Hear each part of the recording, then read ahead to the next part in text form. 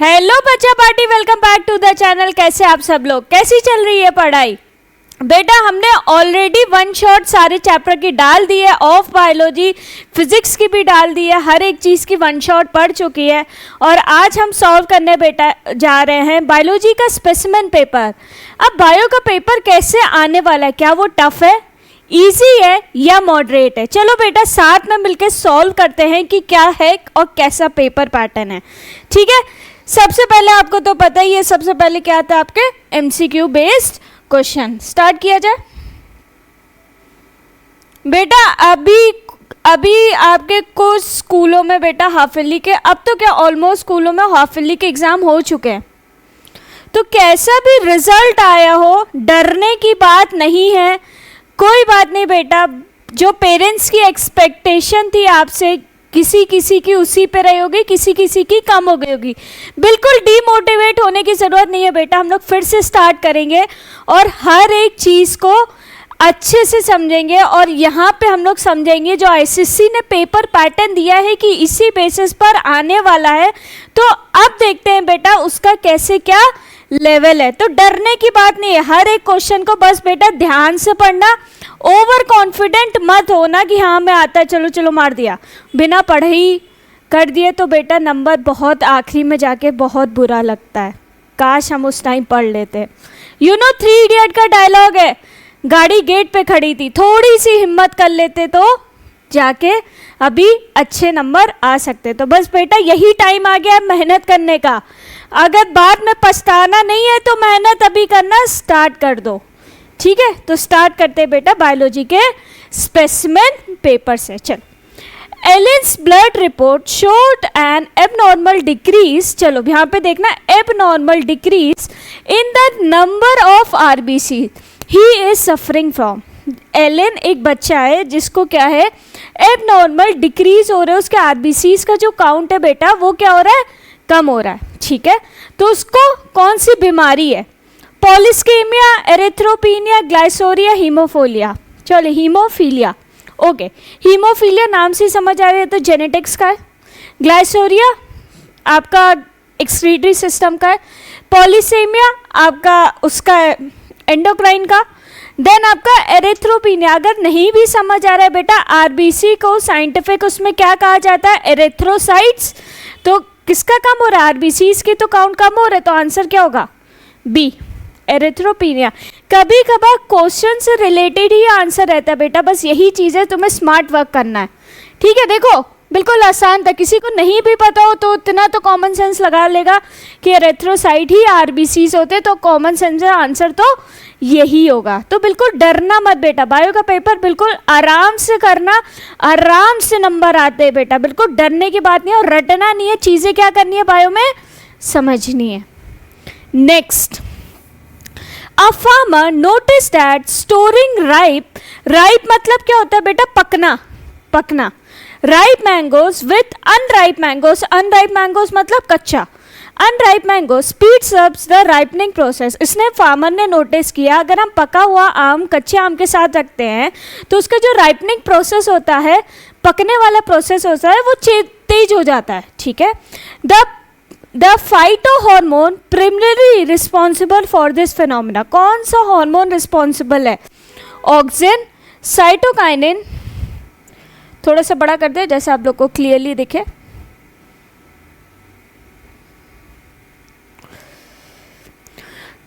Auxin, cytokinin या gibberellin या ethylene. बेटा इथाइलिन क्या होता था, जो हार्मोन होता था, तो गैसियस के उसमें एक्सचेंज करता था।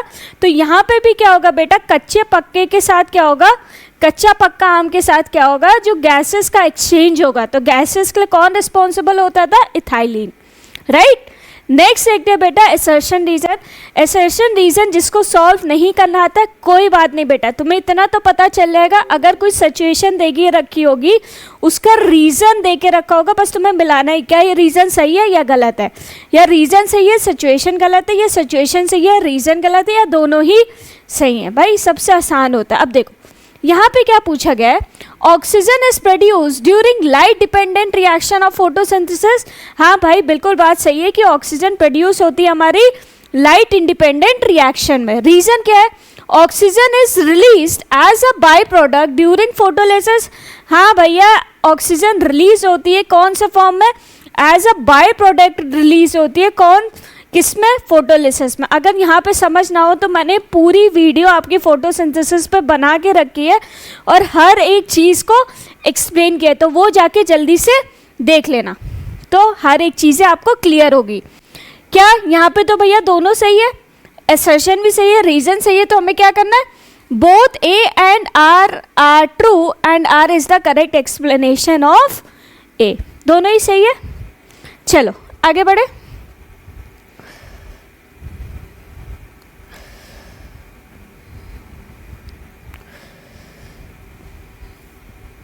थोड़ा बहुत ज़्यादा आगे पहुंच गए हम लोग।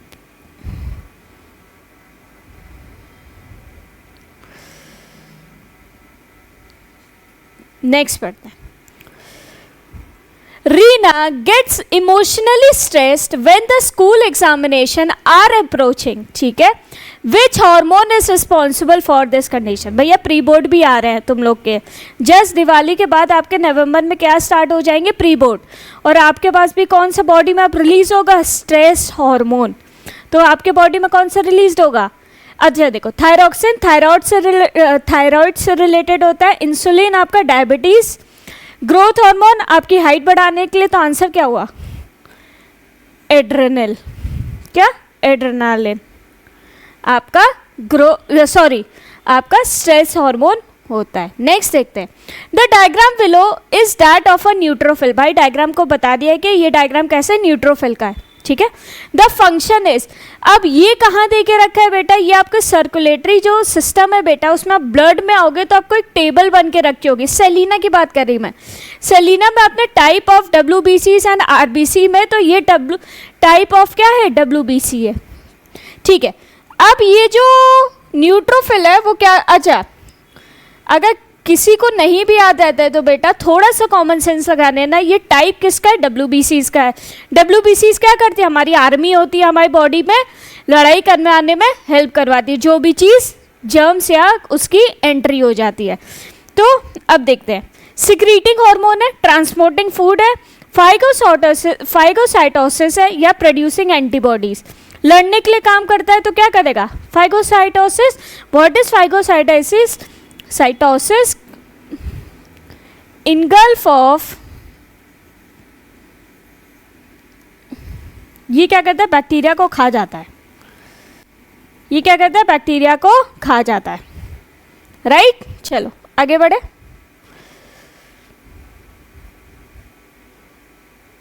Fasten your seat belt, fasten your seat belt. चलो next assertion. Pituitary gland is also known as the master gland. Okay, एक सिचुएशन देके रखी है, जो पिट्यूटरी ग्लैंड है वो हमारा क्या है? मास्टर ग्लैंड है। रीजन क्या है?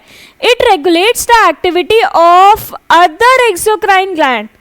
तो भाई ये मास्टर ग्लैंड है, तो रीजन क्या? ये सही है? नहीं, रीजन नहीं सही है, सिचुएशन सही है। तो आंसर क्या होगा बेटा? A is true and R is false. Reason गलत है। अगर यहाँ पे एंडोक्राइन होता तो आंसर ये दोनों ही सही हो जाए। अगर यहाँ पे एंडो होता तो क्या होता?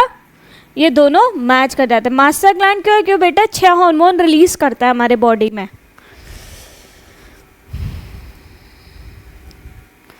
चलो दीदी आई, चलो अब दीदी को देखते हैं। Aruna went to a theater to watch a movie on a bright sunny morning. भाई दीदी गई थी मूवी देखने, कब? दोपहरिया के टाइम पे। As she came out of the theater, she felt a dazzling effect. बेटा dazzling मतलब धुंधलापन, and could not open her eyes. After a few minutes, her vision became normal. This is due to, भाई दीदी को क्या हुआ था? क्या उनकी आइज अकोमोडेट नहीं कर पा रही थी, या म्यूटेशन हो गया था, या पोलराइजेशन हो गया था, या अडेप्टेशन ऑफ आई। भाई थोड़ी देर बाद उनकी आई क्या हो गई? उस सिचुएशन को क्या कर ली? अडेप्ट कर ली। तो आंसर क्या होगा? हो मेरे एक्सप्लेनेशन में ही आंसर था। आंसर इज अडेप्टेशन ऑफ आई।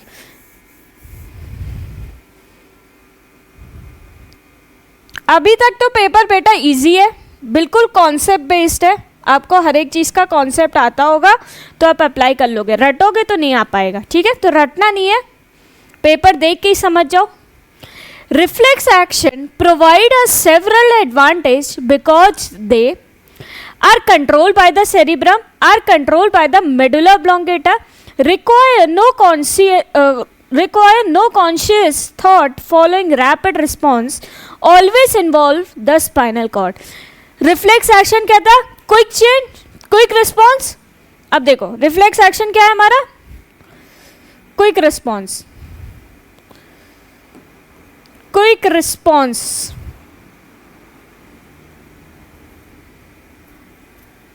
अब क्विक रिस्पॉन्स है तो उसको कोई भी थॉट नहीं चाहिए, कुछ भी सोचने की वजह नहीं चाहिए, वो क्या करेगा? डायरेक्ट क्या करेगा? रिस्पॉन्स कर देगा। Answer is C, require no conscious thought allowing rapid response. Okay, चलो नेक्स्ट बढ़े। Industrial melanism is the phenomena by which the peppered moth, okay. अब ये किस वजह से होता है? इंडस्ट्रियल मेलानिज्म पूछ लेगा, किससे रिलेटेड है? पोल्यूशन से, okay. Dye due to industrial growth in polluted areas become darker in colour for better camouflage, become lighter in colour due to natural selection, या became resistant to industrial pollution. Answer is in polluted areas become darker in colour for camouflage. अभी तक हम लोग हर एक chapter को cover करते हुए देख रहे बेटा, कोई भी अभी तक ऐसा चैप्टर नहीं हुआ है जो आया ना हो। चलो next, the hormone that maintains the thickness of the endometrium during pregnancy. Uterus थी बेटा, उसकी जो आखिरी वाली वॉल थी उसकी थिकनेस को कौन सा हार्मोन मेंटेन करता है? एंडोमेट्रियम वॉल थी, उसकी थिकनेस को कौन मेंटेन करता था? दैट इज प्रोजेस्टेरोन करता था, या एसीटीएच करता था, या प्रोजेस्टेरोन करता था, या ऑक्सीटोसिन करता था? कौन रिस्पॉन्सिबल होता था? प्रोजेस्टेरोन, ठीक है। The onset of menstruation in human female is called, starting of the menstruation cycle in female is called menarche. Menopause is the stoppage, ठीक है। तो कंफ्यूज मत होना, कंफ्यूजन बिल्कुल मत रखना बेटा। मैंने क्या बोला? कंफ्यूजन हो रहे तो एक याद रखो, दूसरा अपने आप याद रह जाएगा। चलो, the number of autosomes and allosomes present in human cells. अब यहाँ पे कुछ लोग एलोजोम में कंफ्यूज हो जाएंगे। एलोजोम क्या है? सेक्स क्रोमोसोम को ही हम लोग क्या कहते थे? एलोजोम्स। याद करो बेटा, जो आपने पढ़ा है बस वही है पेपर में, जो आपने पढ़ा है, ठीक है। तो हर एक चीज़ को रिवाइज करते चलना है। जितना रिवाइज करोगे, जितना पेपर सॉल्व करोगे, उतना ज़्यादा आपका कंफ्यूजन दूर होगा, ठीक है।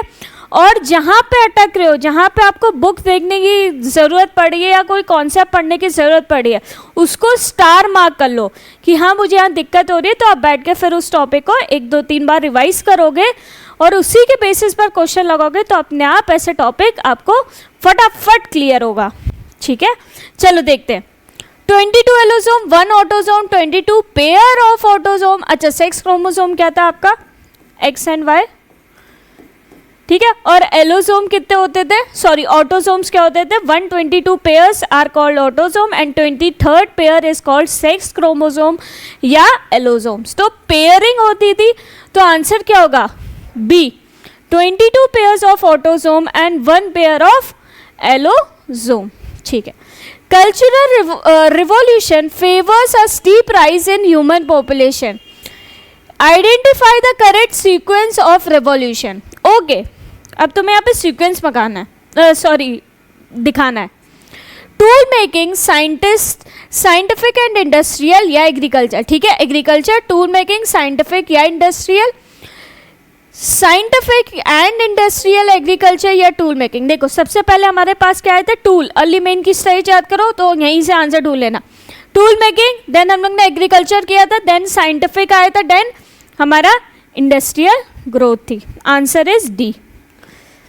ठीक है, बिल्कुल आराम से पेपर करना है बेटा, आराम से। चलो नेक्स्ट देखते हैं।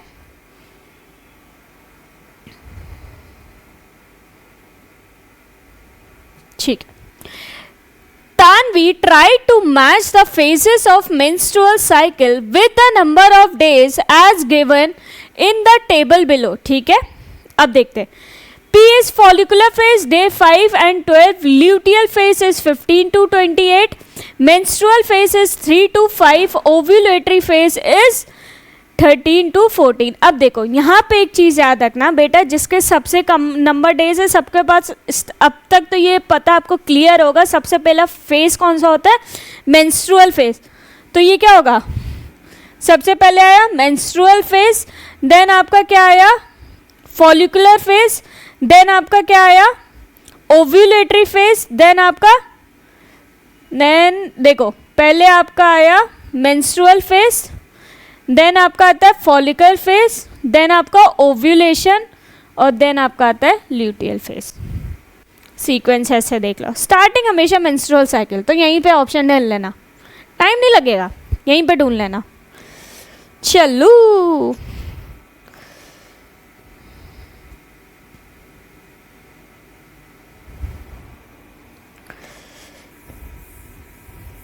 चलो, ये आदित्य दे के रखा है ऑलरेडी। कौन बच्चा है? आदित्य।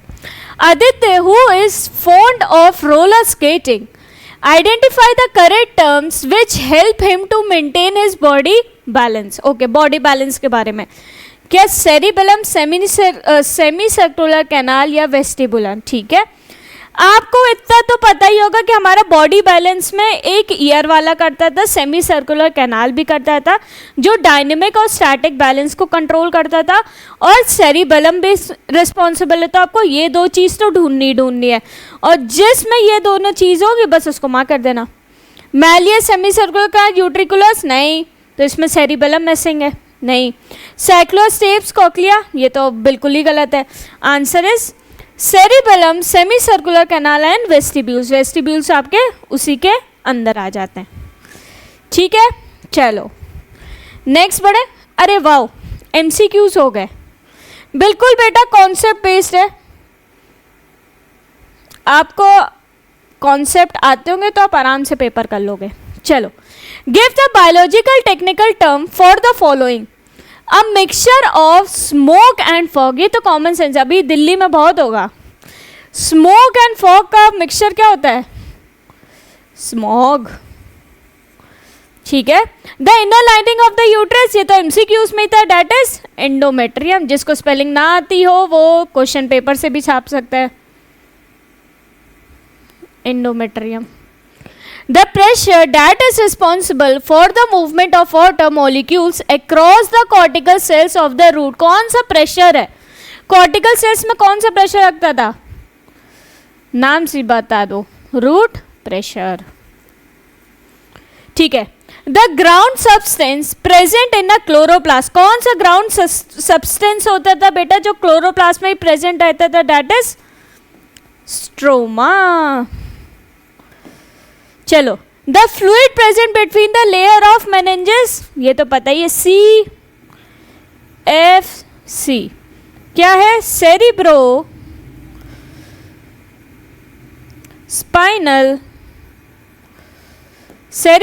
Spinal fluid. 5 नंबर आ गए। चलो आगे बढ़े। अब क्या आया? दिल। हमारा डुग्गू का दिल आ गया भाई। डुग्गू के दिल में भैया नंबर मिलते हैं। डुग्गू का दिल दे दिया, उसका दिल टूट गया था। चलो भाई, डुग्गू के दिल के बारे में पढ़ा जाए। The human heart pumps blood throughout the body. It is the size of a large fist. The heart is located between the lungs in the thoracic cavity. It has 4 chambers. The heart functions all through the lifespans of a person and is responsible for the survival of the person. चलो, the heart is enclosed by a membrane called, ठीक है, क्या वो membrane है? Pericardium या पेलूरा? Answer is pericardium. क्या है? Pericardium. इसमें तो कोई ना कोई बच्चे तुक्के लगा ही लेंगे, ऑप्शन दे के रखा होगा, पर हमें तुक्के से काम कहाँ चलाना है, हमें तो नंबर चाहिए ma'am. The ventricles give rise to large blood cells called pulmonary artery. भाई अगर नहीं समझ आता है तो मैंने क्या कहा था, बिल्कुल शॉर्ट में पेंसिल से क्या बना लेना, अपना ह्यूमन हार्ट बना लेना, जो मैंने बिल्कुल रफ स्केच बना के रखा था ऑलरेडी। जिसने भी नहीं देखा वीडियो जाके देख सकते हो, तो आपको हर एक चीज़ क्लियर हो जाएगी और कैसा रफ स्केच है, ठीक है। यहीं से निकलती थी when, that is pulmonary artery. Ventricles के बाद से 2 लार्ज ब्लड वेसल्स से कौन सा ब्लड लेके जाती थी, deoxygenated blood. And aorta and vena cava, ठीक है। Answer is aorta। aorta is the largest artery of the human body. अगर ब्लड डीऑक्सीजनेट होके गया, फिर किस में गया, वेंट्रिकल्स में, लेफ्ट वाले, देन किससे जाएगा, पूरे बॉडी में, आपका aorta is the largest artery, जो क्या करती है, ऑक्सीजनेटेड ब्लड को कैरी आउट करती है, ठीक है। The flaps of the cuspid valves are kept in position by कौन सी, वो उससे जो कस्पिड वाल्व्स होते हैं, ये वाले वाल्व्स, ये देखो ये वाल्व्स हो गए, ये कौन से पोजीशन को कंट्रोल करता है, that is chordae tendineae. And क्या है, chordae tendineae, okay. Artery supplies oxygenated blood to the walls of the heart. कौन सी ऐसी आर्टरी है जो हार्ट में से ही स्टार्ट होती है और हार्ट में ही जाके खत्म होती है, दैट इज कोरोनरी आर्टरी। भाई हेपैटिक मत लिख के आना, हेपैटिक क्या होता है, किडनी से रिलेटेड होती है। क्या होती है, किडनी से रिलेटेड होती है। चलो अब आगे बढ़े, चलो बेटा स्टार्ट करते हैं अब क्वेश्चन नंबर 3। अभी तक हम लोग ने सारे एमसीक्यूज खत्म कर लिए थे, अब हमें स्टार्ट करना था क्वेश्चन नंबर 3 से। अब देखते हैं क्वेश्चन नंबर 3 है क्या, ऑड वन आउट होना चाहिए, okay. Choose the odd one out from each of the following set of terms mentioned to the category to which the remaining 3 belongs। अब यहाँ पे ध्यान देना बेटा, यहीं पे क्वेश्चन पूछ लिया गया कि आपको mention the category to which the ओ इतना काला काला हो गया, एक minute, let me set my pen. ये देखो, यहाँ पे ध्यान देना, यहाँ पे आपको दूसरे की कैटेगरी भी बतानी है। कुछ बच्चे सिर्फ ऐसे ही छोड़ के आ जाते हैं, खाली ऑड लिख देंगे, हो गया मैम हो गया, और सोचेंगे मेरे नंबर तो फुल आ रहे हैं। क्वेश्चन ध्यान से पढ़ना है सॉरी, और ओवर कॉन्फिडेंट नहीं होना है। चलो स्टार्ट करते हैं। Sulphur dioxide, oxygen, carbon monoxide and nitrogen dioxide. Answer क्या है बेटा, ऑड वन आउट हमारा ऑक्सीजन है। रेस्ट किसको बिलोंग कर रहे हैं हमारे, लेस क्या है हमारा, एयर पोल्यूटेंट्स।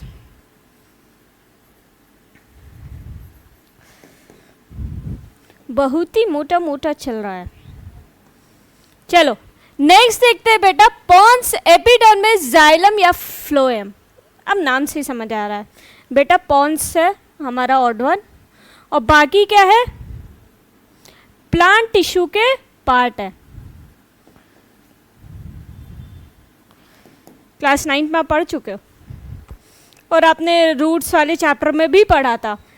टिम्पैनम, पिना, ऑडिटरी कैलान या मैलियस। ओके, यहाँ पे आप कंफ्यूज हो जाओगे। देखो सारे किसके पार्ट है, ईयर के, राइट।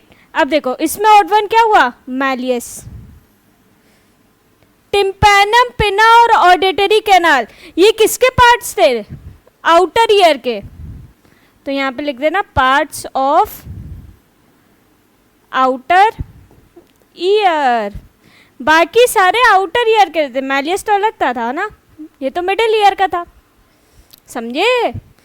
यूरेटर, यूरेथ्रा, यूट्रस या रीनल पेल्विस, ये तो आसान है। आंसर क्या है, यूट्रस। बाकी सब क्या है, पार्ट्स ऑफ किडनी।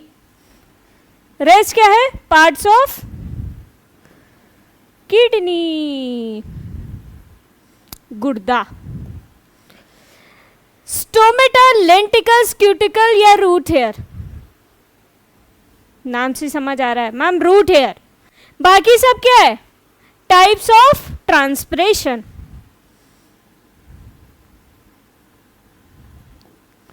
ये पेपर पहले आपको खुद से सॉल्व करना है और फिर मेरे से क्या करना है, आंसर मैच करना है, ठीक है।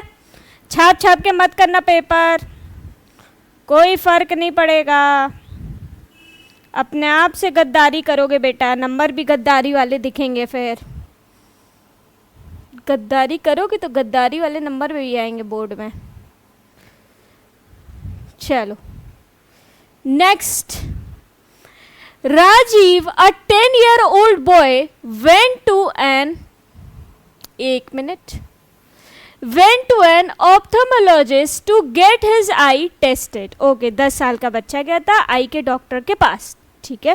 He noticed a poster in the clinic which questions related to the parts of human eye. Okay पहले ही बता दिया कि आपको ह्यूमन आई के बारे में बता दिया। Okay help Rajeev answer this question. चलो हम लोग राजीव की मदद करते। Which is the fluid that lubricates the eye, कौन सा है बेटा, that is tears. Answer is tear, आंसू। आंसू बहने लगते हैं ना, मोटे मोटे मगरमच्छ आंसू, क्रोकोडाइल टीयर्स, तो वो क्या करते हैं, हमारी आई को क्या करती है, लुब्रिकेट करती है। Which cells help in colour vision, बेटा देखने के लिए कौन काम करता है, रॉड्स एंड कोन्स, पर स्पेसिफिकली इसमें पूछा गया बेटा कलर के लिए कौन करेगा, that is cones. which nerve send impulses from the eyeball to the brain, एक ही नर्व आई में प्रेजेंट है, that is optic nerve. Name the structure that gives a colour to the eye, कौन सा ऐसा कलर, आई को कौन कलर प्रोवाइड करता है, कौन सा करता है, दैट इज आइरिस। मैंने बताया था ना आपको, जिसने भी वीडियो नहीं देखी वो जाके देख सकता है, और जिसने देख ली होगी उसको तो पता ही होगा कि मैंने तुम लोग को बताया था किसी किसी की आई ब्राउन होती है, किसी की ब्लैक होती है, किसी की ब्लू होती है। बेटा ये आइरिस के ऊपर ही डिपेंड करता है, ठीक है, यही कलर सिर्फ बदल सकता है, इसके अलावा कुछ नहीं बदल सकता है। चलो name the part that allows entry of light into the eye, कौन सा पार्ट है, दैट इज प्यूपल, जो एंट्री ऑफ द लाइट को हमारे आँख के अंदर पहुंचाता है। आया बात समझ में? अभी तक पेपर सही है बेटा। ओहो नेक्स्ट क्या बेहतरीन आया है। ओके अब यहाँ से देख के पता चल रहा है बेटा आपको डायग्राम्स पे बहुत ध्यान देना है, डायग्राम प्रैक्टिस भी करनी है, उसकी लेबलिंग भी। चलो डायग्राम समझ आ गया किसका है, हमारा मेल रिप्रोडक्टिव सिस्टम का। ओके चलो फंक्शंस आपको बताने, कौन से क्या फंक्शंस लिखे, कौन करवाते हैं, इसके आपको नाम देने, ठीक है। पहला है सिक्रीट्स टेस्टोस्टेरोन, कौन करता है बेटा, टेस्टोस्टेरोन कौन सिक्रीट करता है, दैट इज हमारी, ओहो मेरे डायग्राम ही घूम गया,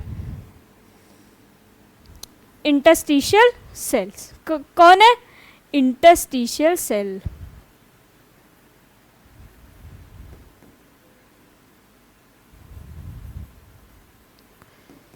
interstitial cell transport sperm to epididymis, क्या करती है बेटा, ट्रांसपोर्ट स्पर्म। अब देखो डायग्राम पे आ जाओ, दैट इज ये देखो ये रहा, ट्रांसपोर्ट करता है यहाँ से लेके, दैट इज क्या है, इफरेंट डक्ट।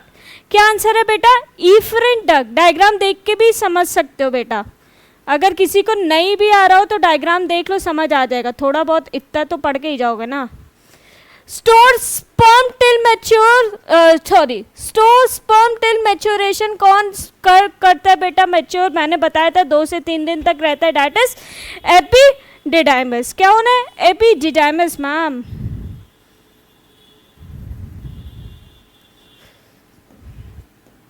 ठीक है, ट्रांसपोर्ट स्पर्म टू यूरेथ्रा, कौन ट्रांसपोर्ट करवाता है, अब देखो यहां से लेके एपिडिडाइमस में आ गया, एपिडिडाइमस ये रहा, अब कौन ट्रांसपोर्ट करवा रहा, हमारा वास डिफरेंस। डायग्राम में ही क्लियर है बेटा।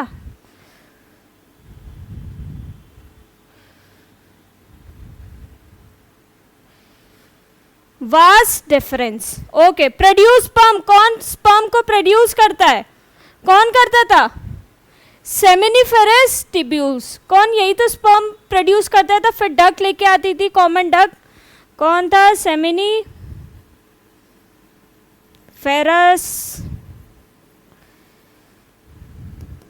टिब्यूल, ठीक है। रेगुलेट्स टेम्परेचर ऑफ टेस्टिस, कौन करता था, कौन टेम्परेचर कंट्रोल करता है टेस्टिस का, किस थैले के अंदर रहती थी, डेट इज स्क्रोटम। तो यहीं से बेटा आपके 5 नंबर आ गए, बिल्कुल पहली बार आया है हमारा मैच द फॉलोइंग। चलो नेक्स्ट बढ़ते हैं। ओह सेक्शन 1 खत्म हो गया, 40 नंबर का तो हम ऑलरेडी सॉल्व कर चुके हैं। अब आते हैं बेटा नेक्स्ट पार्ट पे, डेट इज सेक्शन बी, और इसमें हेडिंग लिख के रखे होते हैं, आपको कुल 4 ही क्वेश्चन अटेम्प्ट करने हैं। पेन चेंज कर लिया जाए, लाल पेन से सॉल्व करेंगे। Explain the term menarche, menarche क्या होता है बेटा, ऑनसेट ऑफ मेंसुरेशन,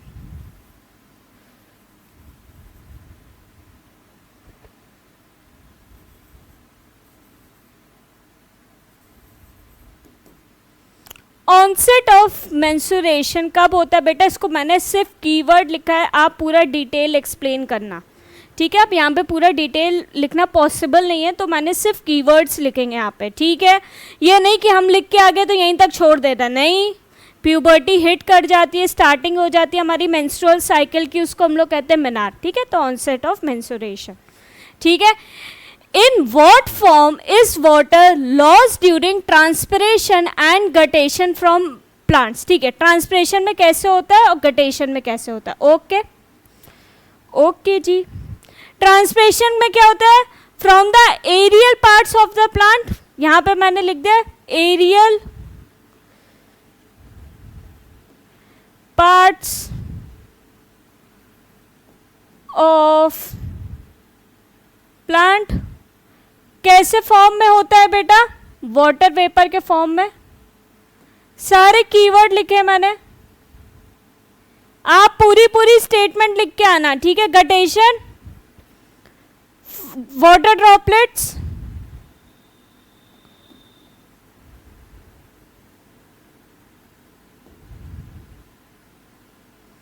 किसके फॉर्म में होता है, फ्रॉम द हाइडाटोड्स, ठीक है। कीवर्ड्स लिखे हैं सिर्फ। चलो आगे बढ़े, आसान क्वेश्चन चल रहा है बेटा, बिल्कुल बेसिक। चलो, अरे कैरम वाले भैया जी आ गए।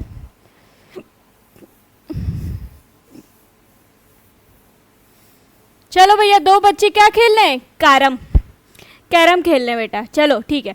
Ayush was in the final round of a carrom match, he was focusing intently on the strokes of the opponent player, ठीक है भाई, वो मानने की तैयारी कर रहा है, वो फाइनल प्लेयर, ओके।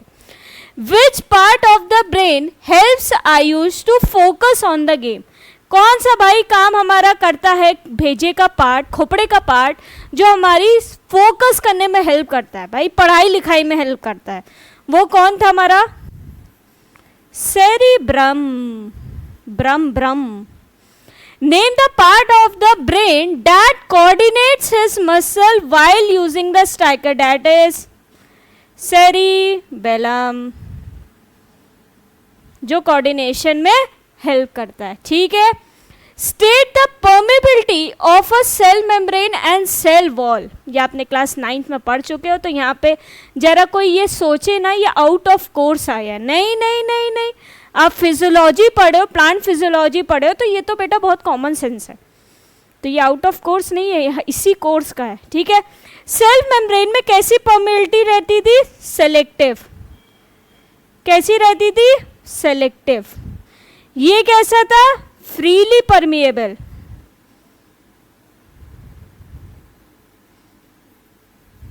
ठीक है। ये सेलेक्टिवली परमिएबिलिटी रहती थी, ये क्या रहती थी, फ्रीली परमेबल। भाई इतने ही लिखने से आपको 2 नंबर मिल जाएंगे बेटा, तो पेपर तो मतलब बेहतरीन पेपर है, बेहतरीन, ओके।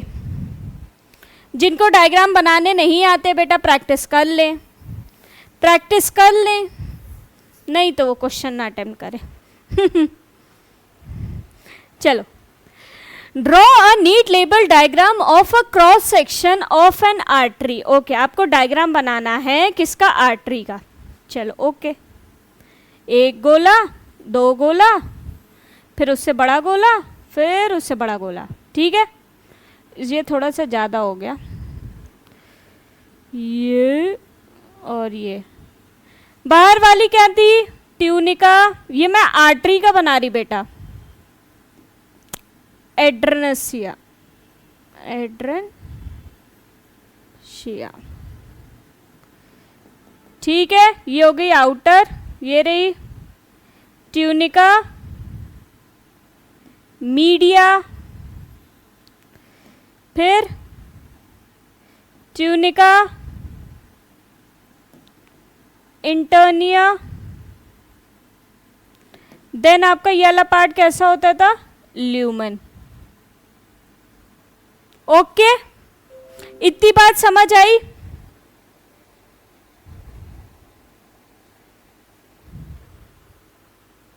ओके, ये किसका डायग्राम है? आर्टरी का। ठीक है, और वेन का देखो, इसका क्रॉस सेक्शन बनाना है तो बिल्कुल सेम डायग्राम है, सेम लेबलिंग के साथ, बस इसका ल्यूमन क्या हो जाता है? बड़ा हो जाता है। बस इसका ल्यूमन क्या हो जाता है? वाइड हो जाता है वेन में, बस सेम लेबलिंग है। Tunica adventitia, tunica media, tunica interna, then lumen इसका छोटा उसका बड़ा, बस इतना डिफरेंस है वेन और आर्टरी में। ठीक है, चलो नेक्स्ट बढ़े, आगे बढ़े। अब ये थोड़ा इरेज कर दे बेटा, नेक्स्ट क्वेश्चन करना है, नहीं तो रहने दो, कोई बात नहीं, आप ऐसे स्क्रीनशॉट ले लेना। What is excretion? नेक्स्ट चौथे क्वेश्चन पे आ जाता है। व्हाट इज एक्सक्रीशन? कितने नंबर का है? 1 नंबर का है। Removal of waste from the body is called excretion. Removal of harmful waste आप लिख लो। ठीक है, removal of waste from the body is called excretion. भाई शॉर्ट में differentiate between diabetes mellitus and diabetes insipidus with reference to the hormone involved। कौन सा hormone involve होता है? ठीक है, एक जगह हम लिखेंगे डायबिटीज मेलाइटिस, यहीं से खोल देते थोड़ा सा स्क्रीनशॉट। ओके, थोड़ा ऊपर कर देते, ये भी ऊपर आ गए सर। चलो भाई, तो तुम इरेज हो जाओ, अब हमें आगे बढ़ना है। यहीं पे हम थोड़ा डायग्राम भी लिख देंगे। ओके चलो लेट्स मूव। ये रहा डायबिटीज मेलाइटिस और इधर हम लिखेंगे डायबिटीज इंसिपिडस। ठीक है, यहां पे लिख दो बेटा डायबिटीज मेलाइटिस क्या होता है? Hyposecretion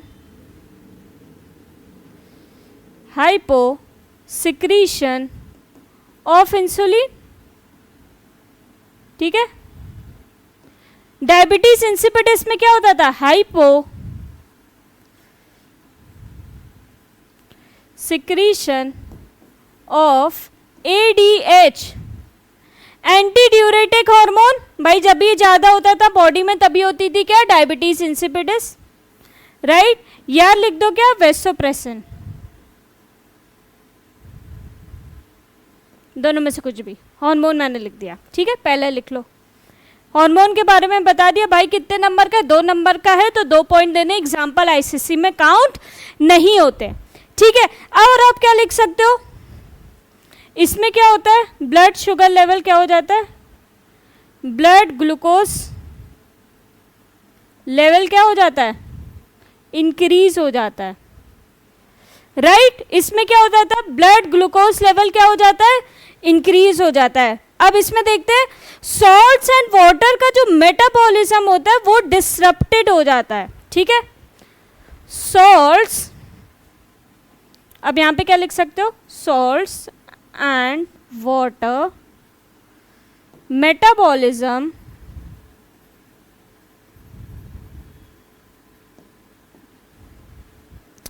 is disrupted due to which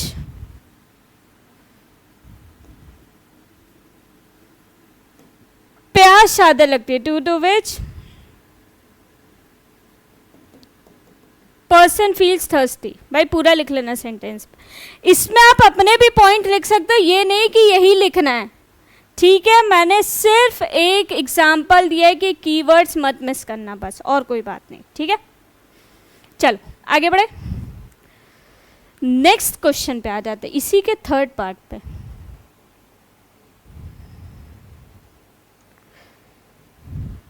Give the common name and the scientific name of the plant on which Gregor Mendel conducted his breeding experiment। भाई 2 नंबर, आसान मैम, बिल्कुल बेसिक पेपर आया, बिल्कुल मजेदार। क्या था? गार्डन पी, मटर, garden pea. Scientific name क्या था? Pisum sativum. लो, पाइसम सटाइवम, इनने क्या लिया था? मटर के ऊपर एक्सपेरिमेंट की थी। Name the tonicity of the solution from a living cell to show endosmosis and exosmosis. ठीक है, आपको बतानी कौन सी टोनोसिटी में रखा जाए, तो एंडोस्मोसिस हो और एक्सोस्मोसिस हो। ठीक है, अब जो टोनोसिटी वाला है बेटा, उसमें क्या है? अब एंडोस्मोसिस में देखा जाए तो वो क्या होना चाहिए? हाइपोटोनिक सोल्यूशन में होना चाहिए। Hypotonic solution.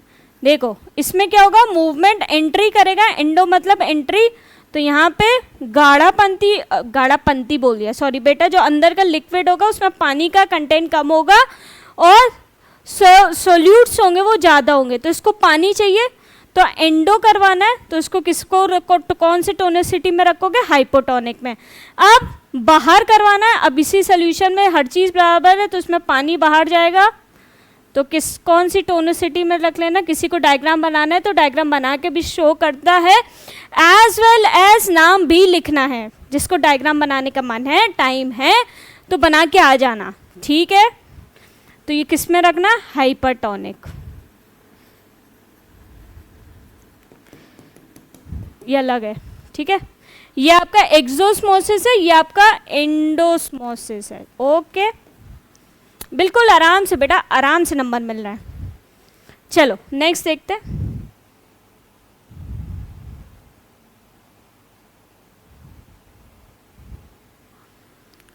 Plant hormones are produced in extremely low concentration in plant to regulate the psychological process and tropic movement. Okay. Name one plant hormone responses for the change in the above picture. कौन सा hormone है बेटा जो ये changes में help करवाता है? That is बेटा ABA। ABA क्या होता है? कौन सा हार्मोन था? Abscisic acid. ये इसमें रिस्पॉन्सिबल है प्लांट हार्मोन के चेंजेस हेल्प करवाने में, चेंज होने में, ठीक है। Identify hormone that has an opposite effect to one depicted in the picture. भाई कौन सा है? That is auxin. कौन करवाता है? बस इसका अपोजिट करवाना है हमें, तो कौन करवाएगा? ऑक्सिन, ठीक है। Give an example of a plant that show thigmotropism. बेटा थिग्नोट्रोपिज्म क्या होता है? कॉन्टैक्ट स्टिमुलस को हम लोग कहते हैं थिग्नोट्रोपिज्म, ठीक है। अब थिग्नोट्रोपिज्म देखो, आपने पेड़ में ऐसे टेंड्रल्स देखे होंगे, ठीक है, जैसे मटर वाले प्लांट हो गए, उसके अंदर ऐसे धागा जैसे देखे होंगे, वो आप कहीं पे भी बांध दो फिर वो अपने आप लपेटते चलते ऊपर चढ़ जाते हैं, तो उसी को कहते हैं, एक जगह रखोगे वो अपने आप चढ़ जाते हैं बेटा, उसी को हम लोग कहते हैं थिग्नोट्रोपिज्म। एग्जाम्पल क्या लिख सकते हो? ग्रेप वाइन,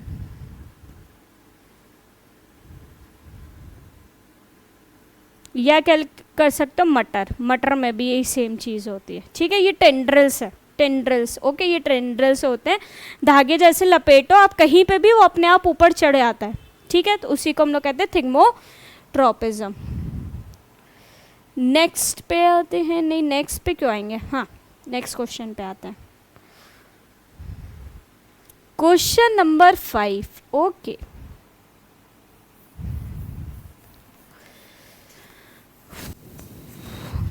बेटा अभी तक मस्त 1 नंबर पेपर आया बेटा, बिल्कुल डिफिकल्ट पेपर नहीं है, बिल्कुल कॉन्सेप्ट बेस्ड वाला है। कॉन्सेप्ट आके हो बेटा आपके पूरे 100 में 100 आ सकते हैं पूरे, बस ओवर कॉन्फिडेंट मत होना। क्या नहीं होना? ओवर कॉन्फिडेंट नहीं होना। चल, what are non biodegradable waste, ठीक है, वो वेस्ट जो कभी खत्म ना हो पाए, विच कांट बी, देखो, which can't be destroyed easily by microorganism। मैंने फिर यही बोला है, अपनी पूरी डेफिनेशन लिख के आओगे, मैंने सिर्फ कीवर्ड दिया है, ठीक है, which can't be destroyed easily by microorganism। और जहाँ पे कुछ ना समझ आए बेटा, कमेंट सेक्शन पे आप कमेंट कर देना, आपका तुरंत रिप्लाई आएगा, आपका नहीं मेरा। चलो, mention any 2 objectives of the स्वच्छ भारत अभियान। बेटा मैंने ऑलरेडी आपको बताया था कि स्वच्छ भारत अभियान में आपको नोट्स की तैयारी करनी है, पूरा नोट आपको तैयार होना चाहिए। सबसे पहले क्या था? क्लीन इंडिया था, और क्या हो गया? सॉलिड वेस्ट मैनेजमेंट को हटाने का, इम्प्रूव करने का, तो आपको क्लीन एरियाज लिख लो, ठीक है। और क्या था? पूरा लिखना आपको डिटेल में, ठीक है, क्लीन एरियाज एंड सराउंडिंग, ठीक है। फिर सॉलिड वेस्ट मैनेजमेंट को इम्प्रूव करने के लिए स्वच्छ भारत अभियान लेके आए थे, ठीक है। मैंने 2 दिए हैं, और भी हैं बहुत सारे, तो इसके आप एक नोट प्रिपेयर करोगे।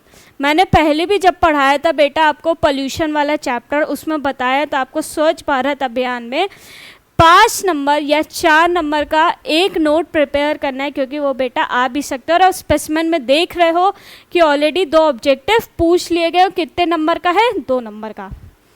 Okay, arrange the following food chain in a proper sequence, ठीक है भाई, बड़ा कर दिया जैसे दिख जाए। स्मॉल फिंग, पेंगुइन, एल्गे, सील, मॉस्किटो लार्वे। सबसे छोटे से इस्तेमाल किया जाए तो क्या होता है? एल्गे। एल्गे को कौन खाएगा? मॉस्किटो लार्वे। मॉस्किटो लार्वे को कौन खाएगा? छोटी सी मछली। छोटी मछली को कौन खाएगा? सील। तो सॉरी, 4th, एंड सील को कौन खाएगा? बड़ी सी मछली। ही बिल्कुल आसान बेटा, आसान। ये जो फूड चेन होती है वो सबसे आसान होती है, ठीक है। चलो स्टार्ट करते हैं। कैबेज, चलो चलो, पत्ता गोभी आया। कैबेज को कौन खा सकता है? कैटरपिलर। कैबेज को कौन खाएगा? कैटरपिलर। कैटरपिलर को कौन खाएगा? वुडपेकर। वुडपेकर को कौन खा सकता है? फॉक्स। और फॉक्स को कौन खा सकता है? Mountain lion. 3rd, 4th, 5th, ठीक है। समझ आया भाई? बिल्कुल आपको ये सॉल्व फूड चेंज करनी है तो ज्योग्राफिक, नेशनल ज्योग्राफिक एक चैनल आता था, वो बस वो याद रख लेना अपनी दिमाग में, वो वाला थोड़ा सा एंटरटेनमेंट ऑन कर लेना, तो यहाँ से आपको बहुत इजीली समझ आ जाएगा, बहुत आसान से।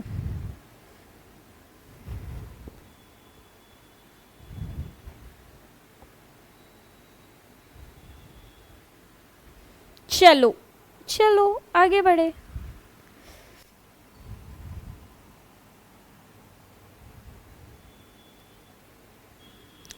Mention the number of cranial nerves and spinal nerves in an human being। भैया cranial nerve और spinal nerves कितनी होती हैं human beings में, उसके बारे में हमें बताना है। cranial nerves कितनी होती हैं? पेयर्स में रहती हैं, तो cranial कितनी होती है? 12 पेयर्स होता है, ठीक है। स्पाइनल कितनी रहती है? 31 पेयर्स। ये आपने क्लास 9th में भी पढ़ा था और अभी भी आपने पढ़ा ही था। नर्वस सिस्टम में जब मैंने पढ़ाया था, आपने स्पाइनल कॉर्ड के बारे में आपने पढ़ा था, तो वही। चलो सूर्य, अरे पौधा आ गया बेटा, पौधा।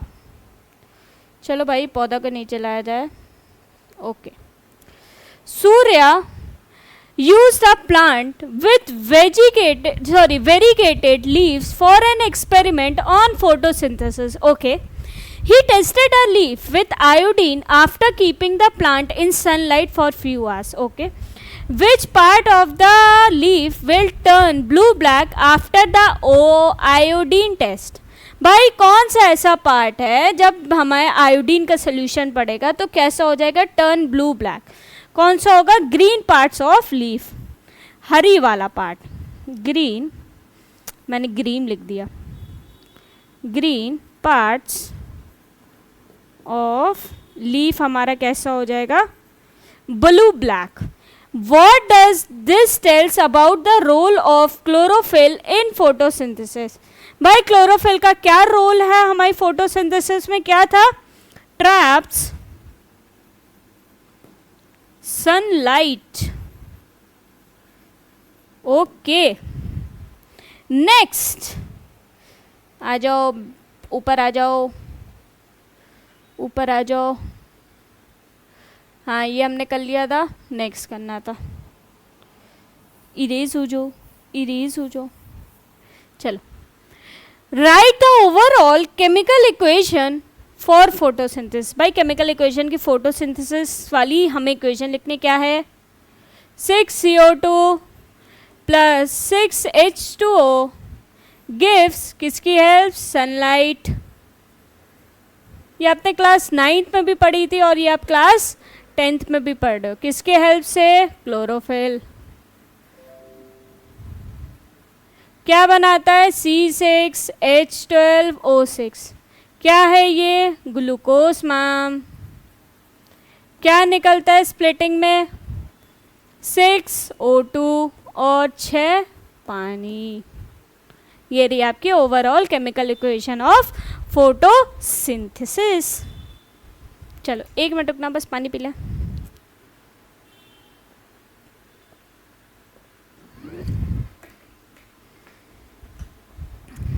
नेक्स्ट क्या है? State Mendel's law of dominance. By Mendel's law of dominance क्या कहता है कि जो भी आपका डोमिनेंट कैरेक्टर होता है हमेशा वही एक्सप्रेस करवाता है और नेक्स्ट वाला जो कैरेक्टर होता है वो सप्रेस हो जाता है. ठीक है, यही कहता था हमारा लॉ ऑफ डोमिनेंस. तो ये तो आप लॉ है as it is word by word लिख देना. ठीक है, यहाँ पे मैं शॉर्ट में लिख ले ली only dominant character will express themselves. ठीक है, लॉ है तो बुक में जैसे वर्ड्स लिखते हैं एज इट इज लिखना. मैं पहले ही आपको सजेस्ट कर दे रही, लॉ है तो हम अपने लैंग्वेज में नहीं लिख सकते हैं. जो लॉ होते हैं वो बुकिश लैंग्वेज में जो लिखे रहते हैं उसी में ही लिखना होता है. ठीक है, state the rate of transpiration when the air surrounding a plant has more atmospheric humidity. भाई जब नमी ज़्यादा होगी तो रेट ऑफ ट्रांसपिरेशन कैसे रहता था हमारा? कम. कैसे रहता था? लेस. तो ये क्या होगा? डिक्रीज हो जाएगा. जब हॉट और ड्राई एयर होगी तो रेट ऑफ ट्रांसपिरेशन क्या हो जाएगा? बढ़ जाएगा. मैंने एरो बनाया बेटा, तुम ना एरो बना के आना, तुम यहाँ पे लिख के आना डिक्रीज इंक्रीज. शॉर्टकट हम कर सकते हैं क्योंकि हम किस में? अदर साइड में. तुम किस में हो? तुम हमारे अदर साइड में हो जो तुम्हें नंबर दिलाएगा. ठीक है, तो हर एक चीज़ को एक्सप्लेन करना है भाई. बस वो 2 घंटे आपको हर एक चीज़ लिखनी है. इसके बाद जो आगे बायो लेना चाहेगा वो बायो पढ़ेगा. बाकी ऑलमोस्ट के लिए क्या होगा? बायो का लास्ट ईयर होगा. तो मैं पहले ही सी बता दे रही बेटा कि जो चीज़ें जितना आता हो, टाइम है आराम से पेपर सॉल्व करना, ठंडे दिमाग से पेपर सॉल्व करना और लिखने में कंजूसी नहीं करना है. मैंने क्या बोला था? जो टीचर को नहीं, तुम्हें ऐसे अपना पेपर रिप्रेजेंट करना है जैसे टीचर को कुछ नहीं पता हो और मुझे जितना पता हो हम हर एक चीज़ लिख दे. अब भैया ये नहीं है कि कहानियाँ लिख के आ जाओ, जहाँ पे नंबर के हिसाब से हर एक चीज़ लिख देना. ठीक है, नंबर को देखते हुए हर एक चीज़ एक्सप्लेन करना. चलो, expand the following abbreviation. Okay, ACTH क्या होता था? Adrenocorticoid hormone. एड्रेनो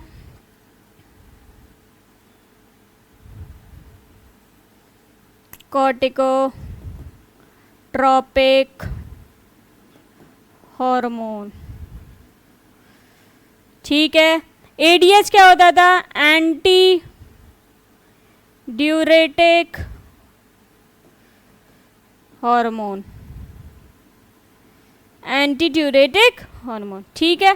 चलो next which part of the ear equalises air pressure, sorry एक मिनट बेटा, बस just a minute. Which part of the ear equalises air pressure on either side of the ear drum? Okay, क्या है भाई? यूस्टैचियन tube. Answer क्या है? Eustachian tube. ये ए है।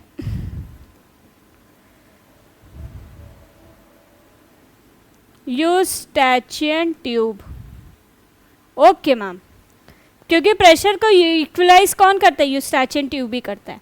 Which is the sorry where is the structure located? कहाँ होता है? मिडिल ईयर में लोकेट होता है,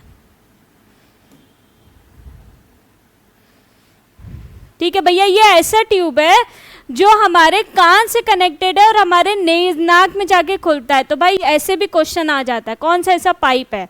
भाई कभी आपने महसूस किया होगा छोटे में, कभी भी आपको अगर दवा पड़ी हो कान में या बड़े में, तो आपकी जो एक्स्ट्रा दवा होती है जब आप मुंह चलाते हो तो कभी कभार आपके मुंह में टेस्ट आ जाता है उस दवा का।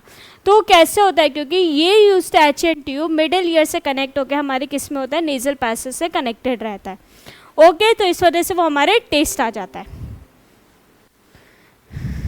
चलो नेक्स्ट भाई, next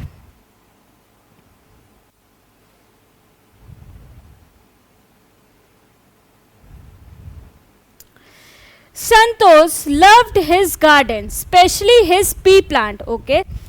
One year he noticed that all pea plant he grow from one batch of seeds as had round seed, okay. Curious, he took the seed from one of those plants and grew a new generation, okay. To his surprise, 75% of the new plant had round seed, but 25% has wrinkle seed, okay. What were the genotype of the parent plant that Santosh originally? भाई सबसे पहले देखना, ये एक ही character है, mono. तो ये कौन सा क्रॉस बनाना है आपको? मोनो हाइब्रिड, ये पहले ध्यान रखना। मोनो हाइब्रिड क्रॉस के ऊपर क्वेश्चन है भैया। बहुत लोग यहाँ पे डाई हाइब्रिड लिख देंगे और यही क्वेश्चन गलत हो जाएगा। देखना, एक ही कैरेक्टर है बेटा, राउंड एंड रिंकल्ड, एक ही तो कैरेक्टर के बारे में बताया, एक ही सीड है, उसके दो कैरेक्टर्स है, ठीक है। What were the genotype of the parent plant? अब वो पूरा आप स्ट्रक्चर बनाओगे, पूरा आप क्रॉस सेक्शन दिखाओगे, कौन से आपने सीट लिया है। अभी के लिए क्या होगा? मैंने जो लिया capital R capital R capital R capital are, okay, ठीक है भाइयों बहनों, समझे? आपको पूरा आपको पनेट स्क्वायर से दिखाना, पूरा पनेट स्क्वायर से, ठीक है। मेरे जैसे शॉर्टकट नहीं, वरना शॉर्टकट वाले ही नंबर मिलेंगे। Capital R capital R capital R small R, okay. Which trait is dominant, round और रिंकल? भाई यहाँ पे कौन दिख रहा है? ऑब्वियसली कैपिटल आर, तो ये आग बंद करके लिख देना राउंड, ठीक है। What is the genotypic ratio of the second generation? हमेशा क्या निकलती है? 1:2:1, ओके ओके बेटा लोग। चलो देखो बढ़िया वाला क्वेश्चन।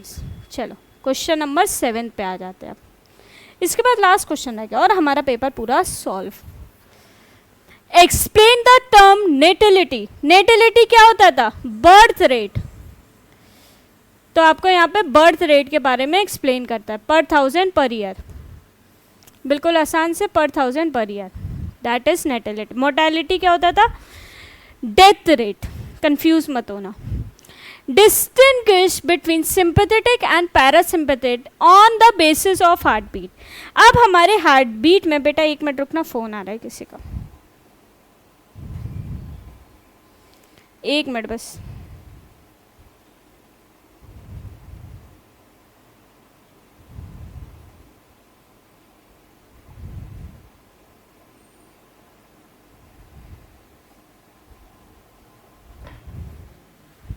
चलो अब पैरासिम्पैथेटिक और सिंपैथेटिक बीच में क्या देखते हैं, इसके बेसिस पर आपको क्या बतानी है, हार्ट बीट के बारे में बताना है। चलो दिल, अब मैंने क्या बताया था, एक चीज आपकी लड़ाई के लिए काम करवाता है और एक आपकी क्या करवाता है, लड़ाई के लिए, और एक क्या करवाता था, कामनेस के लिए। तो जो पैरासिम्पैथेटिक होता है बेटा, वो आपके क्या करवाता है, उसकी हार्ट रेट क्या हो जाती थी, डिक्रीज हो जाती थी। क्या हो जाती थी, डिक्रीज हो जाती थी, राइट। तो पैरा में क्या होगा, यहां लिख दूं, मैं लिख दूं, डिक्रीजेस हार्ट बीट, ये नॉर्मल करने के लिए हेल्प करवाता था। ये क्या करवाता था, इंक्रीज, ASC कर दो, इंक्रीज हार्ट बीट। ये आपको लड़ाई करवाने के लिए हेल्प करवाता था। ये आपका क्या करवाता, बिकम्स नॉर्मल। यहाँ पे सेकंड पॉइंट लिखना चाहो तो कितने नंबर का, 2 नंबर का, तो 2 पॉइंट। बॉडी को क्या करवाता था, नॉर्मल कंडीशन में लेके आता था। वो क्या करवाता था, दुख दुख दुख दुख करेगा और लड़ाई करवाने में हेल्प करवाता है। तो ऐसे करके आप सिंपैथेटिक एंड पैरासिम्पैथेटिक के पॉइंट्स लिख लेना। पेपर बेटा इतना डिफिकल्ट नहीं है, बिल्कुल मॉडरेट कॉन्सेप्ट बेस्ड पेपर है, आसान पेपर है। अगर आपने मेरी सारी वीडियोस देख ली, क्योंकि मैंने हर एक इम्पॉर्टेंट टॉपिक पढ़ाया है बेटा, और उससे रिलेटेड क्वेश्चंस भी बताए हैं, तो जिसको भी नहीं समझ आ रहा हो कि कहाँ से क्या शुरुआत करें, और अब टाइम तो कम रह गया बेटा, दिवाली भी ख़त्म हो गई और नवंबर से ही आपके प्री बोर्ड है। तो जिसने भी तैयारी नहीं की हो बेटा, अभी भी टाइम है, वीडियोस देख लो और आपके भी अच्छे नंबर आ सकते हैं। अच्छी क्या, बिल्कुल बेहतरीन नंबर आ सकते हैं, क्योंकि सिर्फ मैंने कॉन्सेप्ट बेस्ड ही पढ़ाया। 1 शॉट है बेटा, 45 मिनट्स मैक्स टू मैक्स, बस उससे ज़्यादा नहीं है, ठीक है। और प्लस मैंने हर एक चीज़ बताया। आंसर राइटिंग भी चालू कर दो बेटा, ये मैंने शॉर्टकट में लिखा है, ये पेपर मैंने शॉर्टकट पर, आपको आंसर राइटिंग भी स्टार्ट कर देनी है, ठीक है। नेक्स्ट पढ़ते हैं। Meena covered a potted plant as shown below with a transparent plastic bag. He observe water droplet inside the bag after a few hours when kept in sunlight. ठीक है भाई, अभी तक तो नाम से ही समझ आ गया होगा क्या है।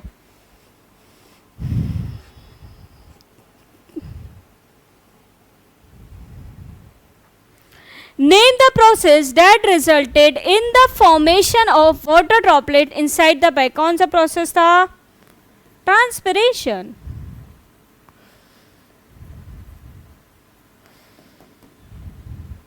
Define the mention process. Transpiration को हम ऑलरेडी एक्सप्लेन कर सकते हैं। चलो,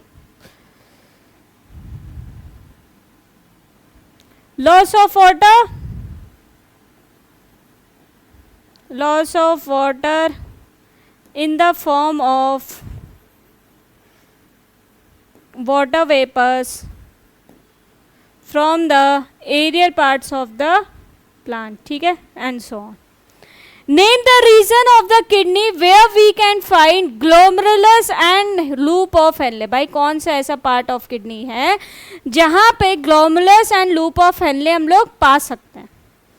पार्ट ऑफ किडनी बताना है, बचाना है। ओके ओके, पहले तो सोचोगे तुम लोग, पहले तुम लोग डायग्राम को याद करना, ठीक है। जो ग्लोमेरुलस होता है बेटा, वो कहाँ पाया जाता है? कहाँ पाया जाता है ma'am? Renal cortex. And medulla कहाँ बताता था? Renal medulla. मैंने आंसर ही बोल दिया। सॉरी, हेनलेस ऑफ लूप या लूप ऑफ हेनले कहाँ पाया जाता था? रीनल मेडुला में, ठीक है, medulla. Draw a neat label diagram to show the internal structure of the root hair. भाई कैसा था? बॉक्स ऐसे आपको बनाना है, उसमें आपको न्यूक्लियस शो कर देना, साइटोप्लाज्म शो कर देना। ये रहा मेरा सस्ता सा डायग्राम है बेटा, आपको तमीज़ से बनाना है, आपको तमीज़ से बनाना है, ठीक है। मेरी जैसे बेगारत नहीं करना है। न्यूक्लियस मार्क कर देना, साइटोप्लाज्म, वैक्यूल, सारी लेबलिंग भी कर देना, क्योंकि 3 नंबर का बेटा, 3 नंबर 3 लेबलिंग करके आओगे और पूरा डायग्राम बहुत बेहतरीन बना के आना। जिसको कि ड्राइंग बिल्कुल ही खराब है बेटा, डिब्बे तो जोड़ ही सकते हो भाई, डिब्बा ही तो जोड़ना है। अब इतना तो कर लोगे ना स्केल से, तो डिब्बा जोड़ लेना आपस में, ठीक है। नेक्स्ट नेक्स्ट नेक्स्ट नेक्स्ट, चले भाई डिब्बा जोड़ लिया हमने। अरे अरे अरे अरे मेरे भाई, ठीक है ठीक है ठीक है ठीक है, इट्स ओके इट्स ओके। चलो नेक्स्ट बढ़ते हैं। वो how does the ozone layer depletion affect life on earth? सबसे पहले क्या कर रहा है? स्किन कैंसर कर रहा है।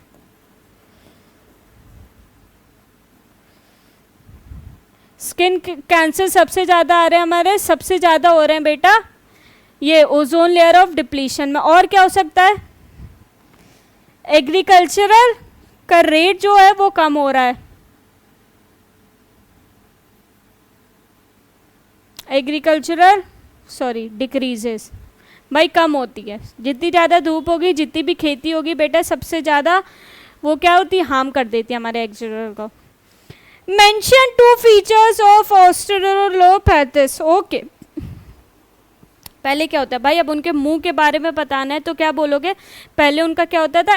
एप लाइक फीचर होते थे। कैसे? एपी लाइक फीचर, पहला पॉइंट, ठीक है।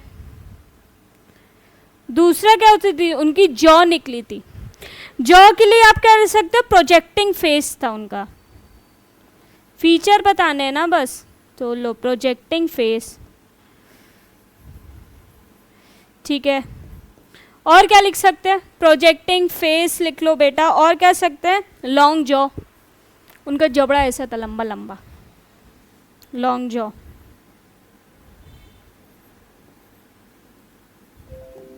दो नंबर का था, मैंने तुम लोग को 3 पॉइंट बता दिए बिल्कुल आसान से।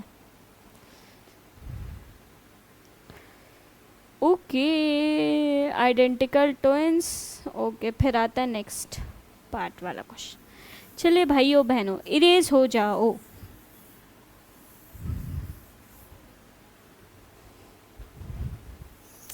Identical twins are always of the same gender. Explain why. Because they are fertilized from the same egg. या तो लिख जाओ, लिखो because they are fertilized from the same egg. देखो भाई, ये रहा एग और ये रहा स्पर्म। फिर क्या करते थे? ये स्पर्म क्या होता था? डिवाइड कर देता था, ठीक है भाई। 2 स्पर्म एक ही एग पे जाके फर्टिलाइज हो जाए तो कैसे होते थे हमारे? आइडेंटिकल ट्विंस, ठीक है। ठीक है बच्चा party. We should not insert sharp object into the ear to remove ear wax. Give a suitable reason. बेटा बचपन वाला question. Because it can harm eardrum. Because it can harm ear drum. ठीक है, देखो बेहतरीन क्वेश्चन बेटा। ऐसे question मिल जाए तो फुल आना तो तय है।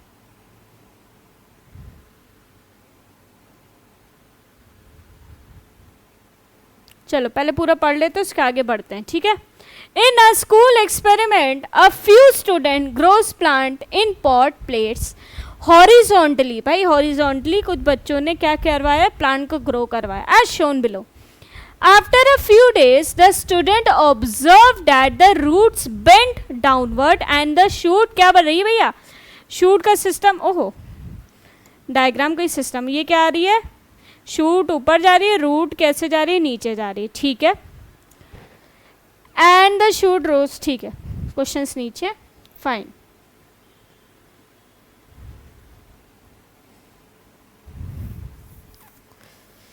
बिकॉज इट कैन वाला ऊपर आ गया, name the tropic movement shown in suit बेटा. इन सूट क्या होगा? लाइट की हेल्प से हुआ है तो क्या होगा? Phototropism. ठीक है. Why do roots always grows downward? क्यों भाई? क्योंकि वो पॉजिटिवली जियोट्रॉपिज्म थे.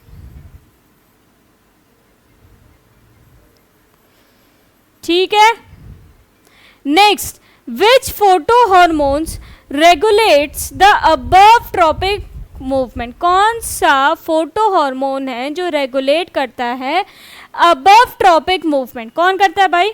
हार्मोन बताना है तो एक ही करता है, ऑक्सिन.